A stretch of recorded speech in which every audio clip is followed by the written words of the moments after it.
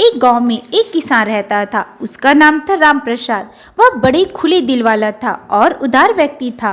किसी भी मनुष्य या जीव जंतु को कष्ट नहीं पहुंचाता था।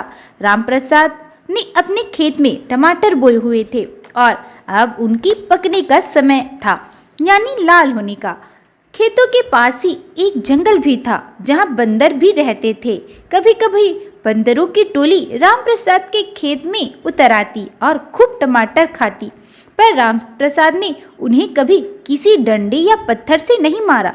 कोई पूछे तो वह हंसकर कहता था, ओ भाई, इन बंदरों को भी भगवान ने बनाया है मनुष्यों की तरह, अतः खाने पीने की चीजों पर इनका भी अधिकार है।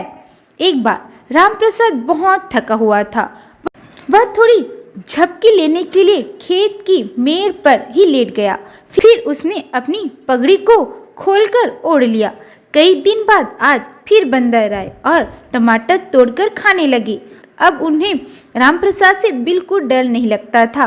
टमाटर खा चुकने के बाद उन्होंने देखा कि राम प्रसाद खेत की मेड़ पर पड़ा है। उन्होंने सोचा कि शायद यह मर गया है। 8-10 बंदरों ने मिलकर उसे उठाया और उसे एक गुफा में ले जाकर रख दिया। राम प्रसाद इतनी गहरी नींद में था कि उसे कुछ पता ही नहीं चला। जब उसकी नींद खुली तो उसने देखा कि उस गुफा में सोने की सिल्लियां पड़ी है। उसने कुछ सिल्लियां उठाई और घर आ गया। अब राम प्रसाद के घर सुख समृद्धि बरस रही थी, पर उसका मन अब भी पहले ही की तरह उदार था। जरूरत पड़ने पर वह हर किसी की मदद करता था। राम प्रसाद का पड़ोसी था मनिया। वह बड़ा ईर्ष्यालु और लालची था। उसने किसी से पता चला कि राम प्रसाद की सारी समृद्धि का कारण बंदर है और वे ही उसे मरा हुआ समझ के सोने की गुफा में रख आए थे। इस पर मनिया ने भी मरने का नाटक किया। मनिया की यह नाटक उसी दिन किया जिस दिन बंदरों की टोली उसके खेत में आई हुई थी। रोज तो वह बंदरों को बुरी तरह मारता और भगा देता था, पर आज उसने बंदरों को कुछ नहीं कहा था। बंदर उसके खेत में लगे बैंगन खा रहे थे। आज भी बंदरों ने देखा कि कोई आदमी चादर ओढ़कर लेटा है।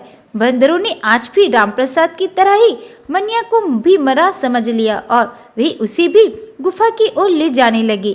पर रास्ते में बंदरों के प्रधान ने कहा, यह आदमी तो हमें बहुत धमकाता था, डंडा लेकर पीछे भागता था, इसे तो हम चांदी की गुफा में डाल आते हैं। इतना सुनते ही मनिया बोल उठा, क्यों भाई प्रधान जी, मेरे पड़ोसी राम प्रसाद को तो आप लोग सोने की गुफा में ले गए थे, फिर मुझे चांदी की गुफा में क्यों? बंदरों को उसी समय पता लग गया कि यह आदमी तो जिंदा है। उन्होंने तुरंत उसे वहीं छोड़ा और मनिया को बहुत चोट आ गई। वह बड़ी मुश्किल से उठा और लड़खड़ाते हुए घर पहुंचा। इसके बाद उसने कभी लालच नहीं किया।